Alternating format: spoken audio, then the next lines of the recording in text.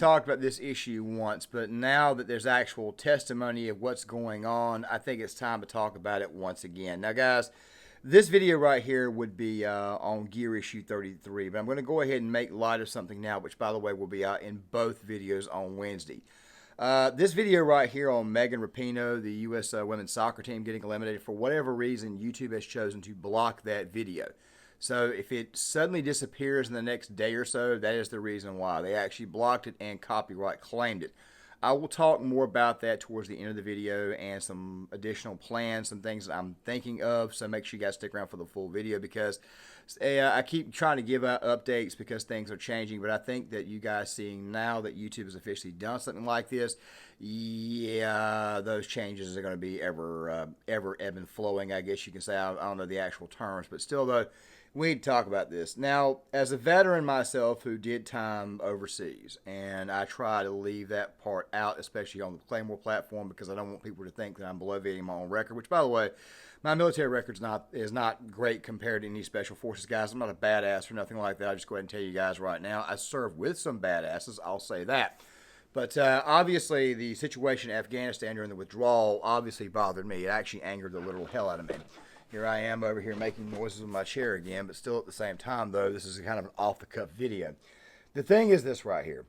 The situation could have been avoided altogether. We're finding out that another installation was open, and for whatever reason, they chose to shut Kabul down and send everybody through one base. That was a horrible idea right off the bat. The evacuation did not look good for multiple reasons, and one of those main reasons why it did not look good was because there were a lot of Afghans that were actually on the ground assisting our troops. Okay, assisting our troops for the entire time they had been there. Now, Afghanistan was roughly right at 20 years. That's exactly how long we were there. And we were gaining some influence, but then again, the situation in that particular area had gotten, let's just say the situation was, it was calm. It was calm. It could have been worse. It could have been better. A lot of guys came back from Afghanistan, had a lot of very bad stories, saw a lot of very bad stuff. Same thing with Iraq, all that type of stuff there. But for the most part, the situation in Afghanistan was contained, and we were originally supposed to withdraw from there in May of 2021, and it was a conditions-based withdrawal. Now, of course, you had a lot of people out there blaming Trump for leaving to begin with, but then Biden, for whatever reason, when he came into office, he said, you know what, we're going to push it back to September the 11th. So when I saw this entire thing happen, I thought to myself, this right here is just another politician playing politics. Now, like I said before, the original agreement was conditions-based. It was conditions-based on the ground, whether we were going to leave or not. So right there off the bat, you're probably thinking to yourself, well, if the situation got worse between January of 2021 and May of 2021, it's very possible that troops would have been on the ground a lot longer. This right here is a great possibility. But still at the same time, many people were already fed up with being overseas for so long, continue to send money overseas. And of course, the American public were kind of thinking to themselves, okay, maybe we don't have the stomach for this anymore. Either way, as I've always said before, it does not matter what we're doing. You always need to support the troops because the troops are not the blame for what the politicians do. They're not the blame for what the politicians did at that time. Okay, I've stuck very close to that. I've stuck to that right there my entire life because obviously the soldiers in the field, they're not the ones to be blamed for the situation. So I want to go ahead and dispel that now because I know some people are going to come in here and bash the troops because they always tend to do that when you have anything military and politics related. So I just wanted to go ahead and get that out of the way. However, when you've got 11 Marines, a corpsman, and then a U.S. Army serviceman who get killed because you stupidly decide to shut down one installation and not provide support that day and not leave, let's just say, they did not put the necessary things in place for a smooth withdrawal and a smooth exit, things will sometimes go awry. And obviously, in this case, something did, of course, happen. I'm showing you guys the photos of the men and women who lost their lives in that god-awful withdrawal. And now we get the testimony. I can read that list to you now. Biden, the Biden administration, Blinken, Milley, Austin, Whited, Ball. Unfortunately, there's more. That's just the ones that I'm focused on at this moment. Incompetent, cowards, evil. Some are a few of those, some are all of those. I want justice. I want accountability. why would they just not say, oh, we made a mistake, our plan was wrong, I'm so sorry. You know, that would have been something. You know, I understand war is hell. I understand that. But no, we didn't get that. Guys, a lot of stories came out. Of course, there was the infamous photo of Joe Biden out there at in Wilmington, Delaware, checking his watch while the bodies were coming off the plane, the coffins draped in U.S. flags. By the way, that's not a good image to ever see. Those men and women, they die in service of you. They serve you. That is what they do. Okay, I just want to go ahead and throw that out there right now. But then you get the testimony of some of the parents involved. One, of course, actually testified that Biden should, in fact, resign, which he should have resigned right then. It was a failure. I even thought that his reaction to the entire thing, where he decided to basically put his head down, was a true sign of weakness. What he should have been doing was he should have been actually at the podium holding strong, and he should have said that there would have been some form of retaliation in response to what happened. Of course, me, having the proper understanding of the Obama-Biden agenda MO, I already know that retaliation or retribution is not exactly something that is in their playbook, especially when it comes to U.S. servicemen. Don't even get me started on all that. But then you hear this testimony here. Now, guys, this right here is going to take a few minutes, but make sure you guys listen all the way through, because once again, we're being reminded of exactly how bad this leadership really and truly is. My name is Cheryl Rex. I am the mother of Lance Corporal Dylan Marola. I want to thank Congressman Issa and all the dignitaries that are present today so that I may have this opportunity to speak publicly for the first time since the botched and chaotic withdrawal from Afghanistan, which took the life of my son and 12 other service members, 170 Afghan civilians, and left hundreds wounded. I am seeking answers to my many questions that have gone unanswered since August 26, 2021.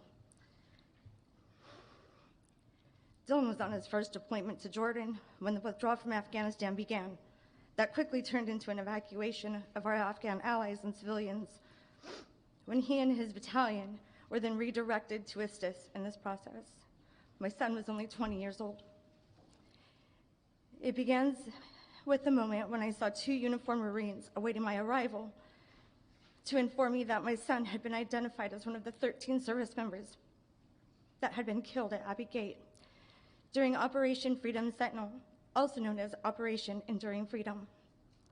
I was told to pack an overnight bag and be ready to go to Delaware for a dignified transfer to receive my son's body. Myself and the other families of our 13 were awaiting for the plane arrival to the United States.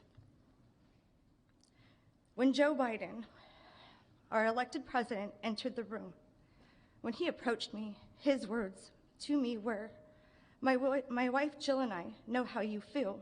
We lost our son as well and brought him home in a flag-draped coffin. My heart started beating faster, and I started shaking, knowing that their son died from cancer and they were able to be by his side. Also wondering how someone could honestly... The first thing that I want to address out of that is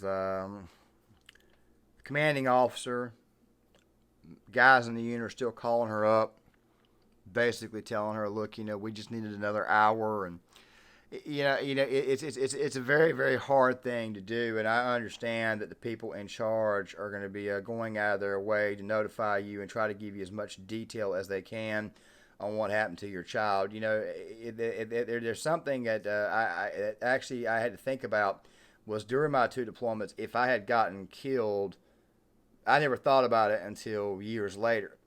How would my family react to the news? I mean, how would they do that? Like, I remember having a conversation with my father about the movie Saving Private Ryan. Now, I like military movies, and I'm currently going to be reviewing a lot of them on Gear Issue 33. But obviously, movies don't tell the real thing. That's why I'm doing it through film to kind of explain to you guys what's actually the real purpose behind this, that type of thing there, the history, all that type of stuff there. That, of course, is on Gear Issue 33. But the thing is this right here.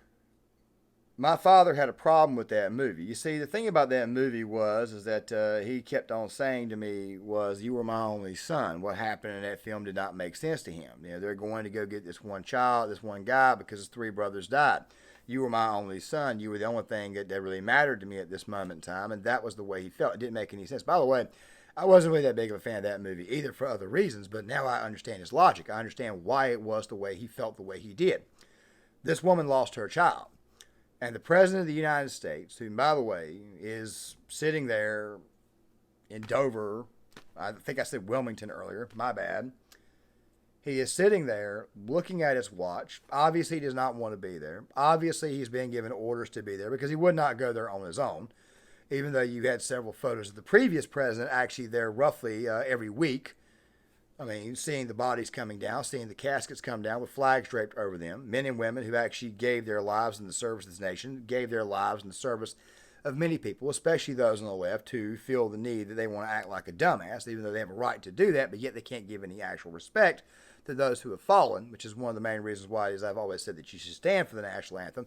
It's not because you have to. It's about respect. It's about giving respect to the nation. That gives you the freedom to be a complete total jerk, to be a complete total idiot, to be completely out of touch, or to even look at your watch when something as somber as dead men coming off the plane is, something that quite frankly needs to be respected.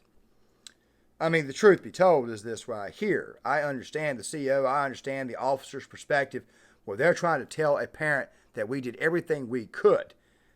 Okay, I get that 100%.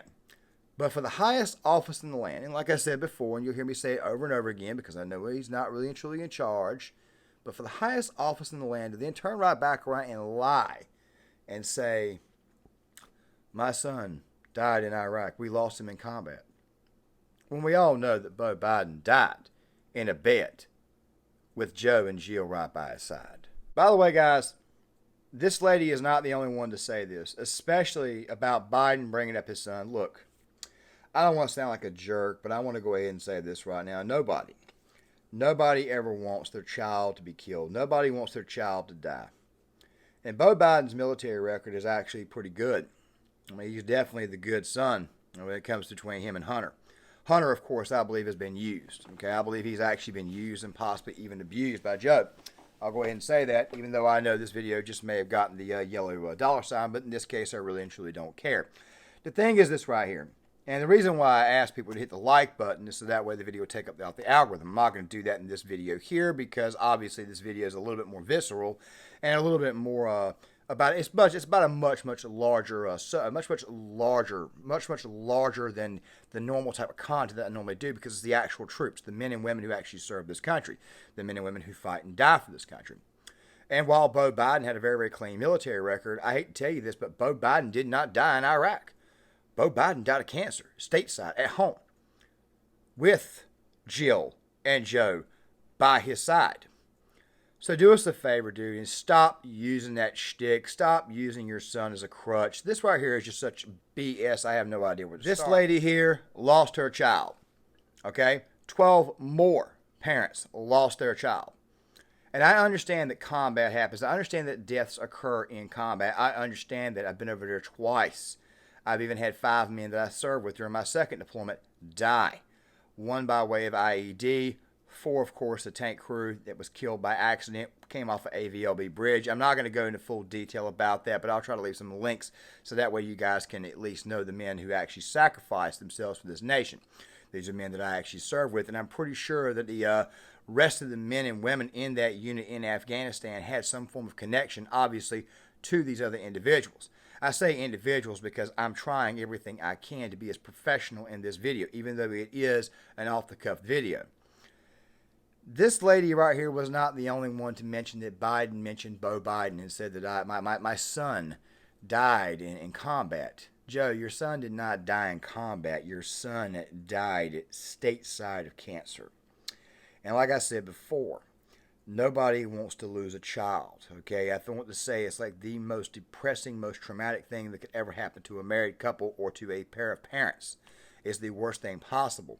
However, what you do not do is you do not use your son as a crutch, or you don't use or you don't lie about something to try to empathize or sympathize with the family, especially seeing how it was that these men and women died on your watch due to General Milley's stupidity. I say General Milley's stupidity because The thing about that particular day, it just doesn't seem to me like Joe really and truly knew what he was doing. As a matter of fact, I really and truly don't think that Joe Biden himself is even in charge. I've said that on multiple occasions.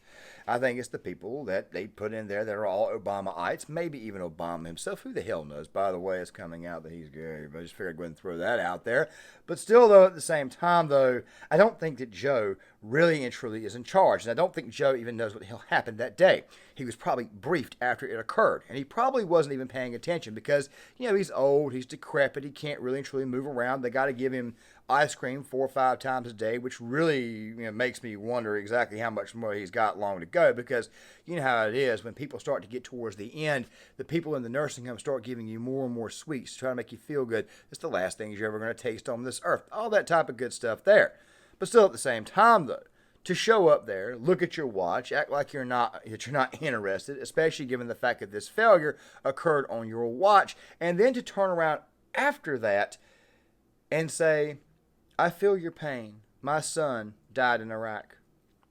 When everybody knows that your son did not die in Iraq, that your son died in a bed. He died in a bed with you guys sitting right beside him. That lady right there lost her child. Other parents lost their child that day. Yeah, I recall somebody I know who voted for the current administration, and when I alerted them that 13 of our men and women had been killed, and I sent him the photos, I sent him the videos of all the Afghans trying to get on the plane, trying to leave, and his response was, but they did this to us, talking about September 11th. By the way, this same person also did not believe we should retaliate post-September the 11th. This right here is one of the main reasons why it is I have no respect for people like that. I have no respect for straight up leftists and liberals, because they always try to find a way to then use something that they disagree with in the past and now suddenly justify their means.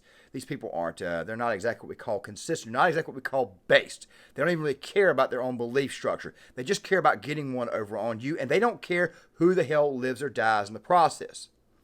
A lot like our media. Pay very close attention to this. Discussion yesterday. Like, what were they about? What would then Vice President Biden say in these conversations? Walk us through what happened. Right. So let's put this in context. Beau Biden got very sick in early 2015. He died in the spring of 2015, which was right in the middle when Devon Archer had his business dealings with Hunter Biden. At that point, Joe Biden and Hunter Biden began to speak every day because they were both devastated by Beau's death. They spoke every day. The witness testified that over his 10-year relationship with Hunter Biden, there may be approximately 20 times when in one of those conversations, Hunter Biden would put his father at a dinner, not at a business meeting, at a dinner that he was having if he happened to get a hold of his father, and would ask his father to say hello to whoever was at the table. And that was essentially the extent of it. It was unclear, and the witness testified, this is not me saying, that the witness testified that a lot of times, most of the time, Joe didn't even know who the people were at the dinner table. So this was just simply, this may have been Hunter's effort to say, hey, this is, the vice president, this is my dad. But the critical part here for Congress, and that's what we have to make sure we understand, is that Joe Biden was doing nothing to benefit his son. So we're going to sit here and say that he was in a bad way and that he was in a bad time, and that right there is the reason why this Archer stuff is so damning, and we're going to use that as an excuse to his own corruption. As I have said before, we all mourn for Beau Biden. We all mourn for him, okay? We all know he died. We all know he had a very good military record. But still, at the same time, though, he did not die in combat. So do us all a favor and stop lying to us. Stop trying to hoodwink us. Stop trying to cover for this individual. As I've said before, I personally do not think Joe Biden knew what the hell was going on that day. I personally think he left it to Milley and Austin and the other people in charge. I'm pretty sure that he left it to that right there, but still that he was not paying attention. I mean, a real leader would have been inside the room saying, get those men out of there. Why don't you do this? Can't you do that right there? Why don't you put some more barriers in place to protect our men? Why can't you do things? I understand combat. I understand things can get out of hand. But do us all a favor and stop lying for this guy. Now, I know that there are people out there who cannot empathize with the struggle. They cannot empathize with me on this issue, and that is completely okay. They can't empathize with others. That's fine. I understand some people have a hard time adjusting to that. But the thing is this right here. To lie and sit there and say, my son died in Iraq when your son did not die in Iraq, to try to convey over to someone who had just lost their child, whom, by the way, already knows you're lying, is absolutely despicable. It's absolutely disgusting. And for the media to suddenly play the CYA game, or CYHA, as in cover his or cover your his ass, whatever, is absolutely despicable.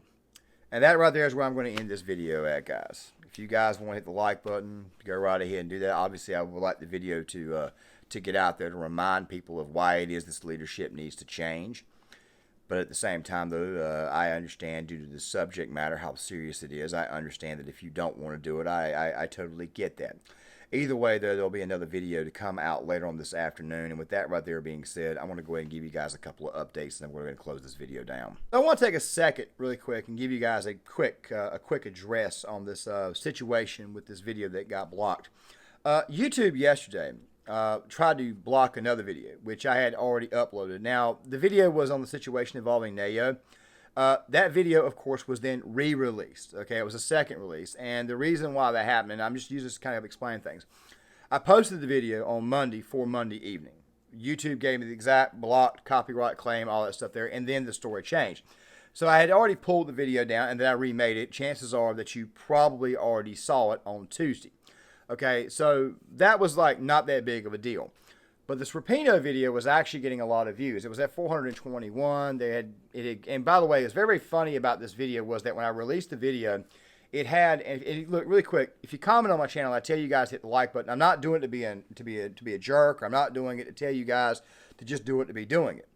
There's a reason why I'm telling you to do it. The video actually had 10 likes on it. It actually had 10 likes on it at 8 p.m. yesterday. Then all of a sudden it dropped down to 4.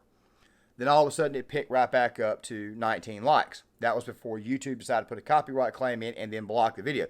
Now, normally with a copyright claim, what happens is that it will continue to go through the algorithm to a certain extent, but they won't pay you for the video. Seeing how I monetize, obviously the content can be monetized. But the thing is this right here. And of course, you're going to hear me put this same exact clip in the video, the second video I have for tomorrow as well.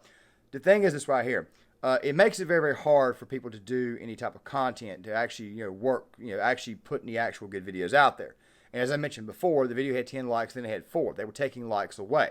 Something very, very weird with YouTube censorship. It's very, very strange. I've seen a couple of people complain about it as well. So this is what's going to happen.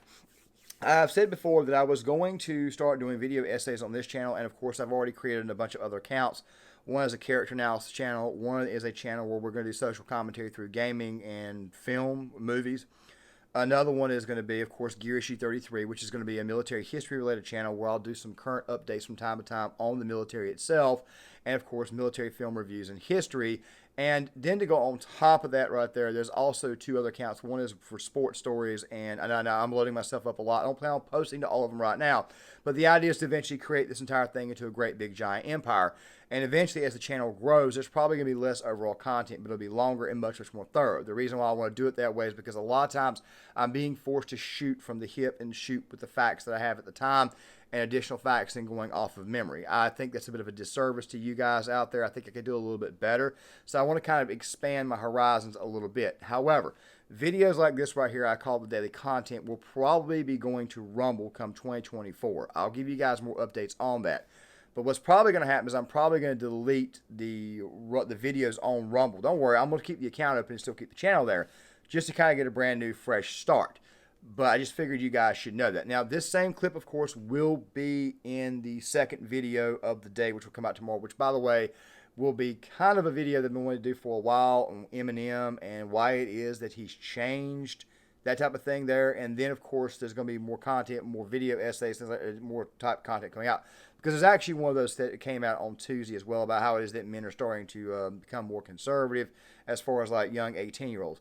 I just figured I'd go ahead and let you guys know what the hell is going on. And I'll continue to keep giving you guys updates as we go along. You guys know me. I love to give you guys updates of what the hell is going on, at least in the videos. The reason why, of course, is that way you guys can know exactly what's happening or why something may have been the way it was or may have gotten changed. With that right there being said, though, guys, I'm going to close this video out. I will see you guys in video number 2, which you'll probably see this clip right here in video number 2. So make sure you guys stick around for that one, and I shall see you guys later.